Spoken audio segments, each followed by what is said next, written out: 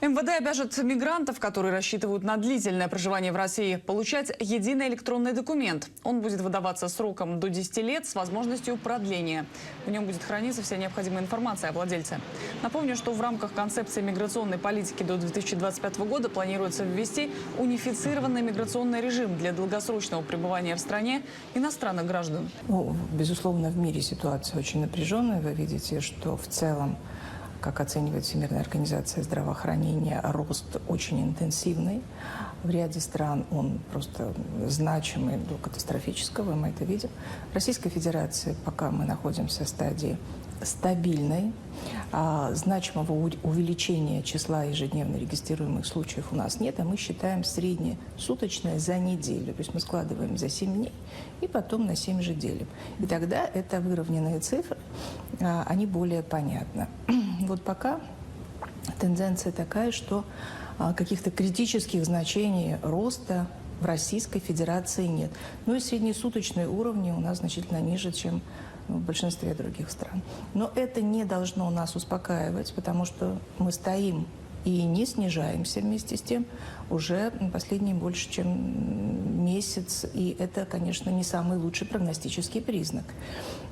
Сегодняшняя ситуация, которая связана с длинными выходными, позволяет нам надеяться, что при полном соблюдении всех требований ухудшение ситуации не произойдет. Но если мы перестанем соблюдать правила, при тех тенденциях, которые есть в мире, риски возникнут. То есть у нас может начаться рост. Чтобы этого не произошло, давайте напомним правила, которые необходимо соблюдать в эти длинные майские шашлычные выходные, как мы их называли, и помним их результат по прошлому году. Ровно так. Ну, прошлый год и этот год мы не будем сравнивать, потому что это разная эпидемиологическая ситуация и разные базовые данные. Поведенческие настроения. Но поведенческие настроения, да, они, к сожалению, примерно одни и те же, но в этом году мы значительно опытнее, мы знаем, как себя вести, и я хочу отметить, что российские граждане очень дисциплинированы в большинстве своем. Все-таки правила выполняют. Какие правила? Мы, конечно же, должны ходить в масках. Мы не ставили такой задачи, не ставили такого требования ходить на масках на улице, на свежем воздухе, если это не какое-то мероприятие, где больше 50 человек. Вот тогда в масках. Если мы где-то ждем все вместе, тогда в масках. Если мы на перроне ждем состав, тогда в масках, да, и здесь сомнений нет. В общественном транспорте, в общественных местах, в торговых центрах, в магазинах, в аптеках это всегда в масках. На рабочем месте, там, где мы работаем, вокруг нас люди, это тоже маски. Маски защищают, это абсолютно так. Итак, маски. Чистые руки, чистые поверхности, чистые гаджеты, которые у нас в руках. Это обязательно. Совершенно незаметно для себя касаемся постоянно слизистых и заносим на слизистую какие-то грязные вирусы, частицы. Да. В данном случае мы говорим о вирусах COVID-19. Это, конечно, социальная дистанция. Когда мы на расстоянии, это очень важно для того, чтобы вирус не передавался от человека к человеку. Главное, нужно разорвать передачу, это 1,5 метра.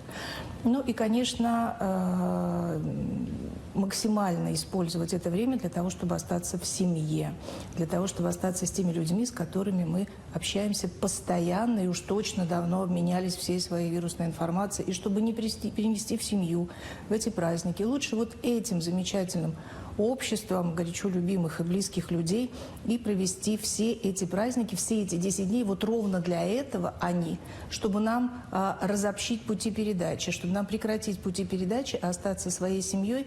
И лучше, конечно, если есть такая возможность, сделать это за городом, на свежем воздухе. Вот здесь, конечно, все вместе, и шашлыки, и все остальное. И главное, что мы можем сделать в эти выходные и должны. Мы должны воспользоваться той ситуацией, той возможностью, которую дает государство, бесплатно привиться против коронавируса. Вот это крайне важно. Теперь вы сказали шашлычные. Риски же у нас не только с ковидом, а риски и различных пищевых нарушений, и в связи с этим нарушений состояния здоровья возможно. Отравление, да? К сожалению, да. К сожалению, да, это может быть.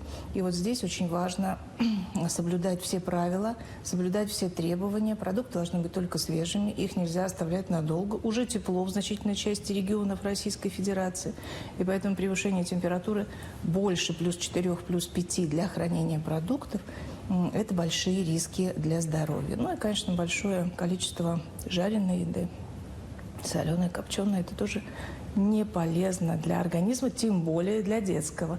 Я хочу обратить на это особое внимание. Нарушение пищевых правил для детей в этот период бывает крайне часто. А мы с вами уже говорили о том, что в прошлом году сократилось число отравлений, желудочно-кишечных инфекций во многом благодаря тем санитарным правилам, которые были усвоены за прошлый год. Я очень надеюсь, что в этом году заболеваемость будет еще ниже, и никому не придется страдать в наши прекрасные майские дни и после них. А сезон простуд, как он прошел этой весной?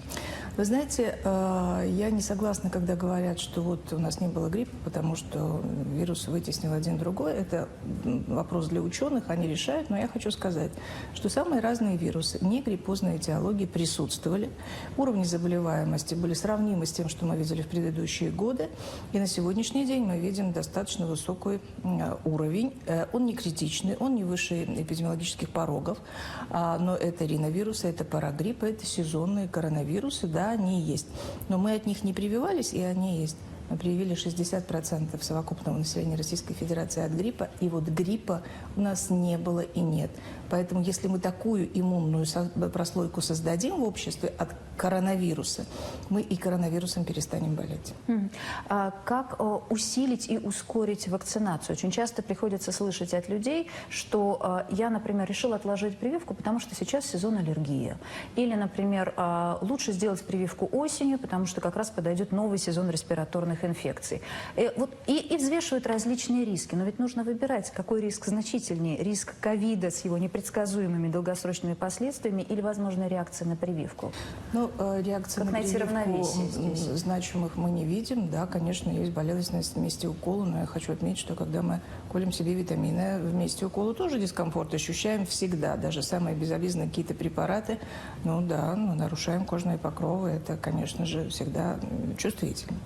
Но вот если говорить о ковиде, то прививаться надо сейчас. Мы уже сегодня видим, что иммунитет после прививки держится достаточно долго, 10 месяцев и год, просто это период наблюдения.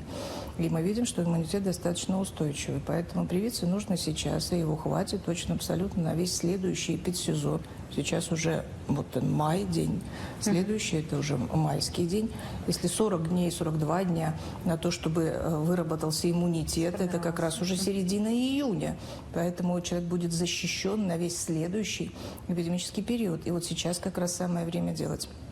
Почему еще? Потому что, конечно, летом мы все-таки больше мигрируем. Мы видим в разных странах ситуация развивается очень по-разному. И на сегодняшний день единственным способом защиты, надежным и безопасным, российские вакцины и надежны, и безопасны, и эффективны. Российские – это вот большое достижение нашей науки, нашей практики.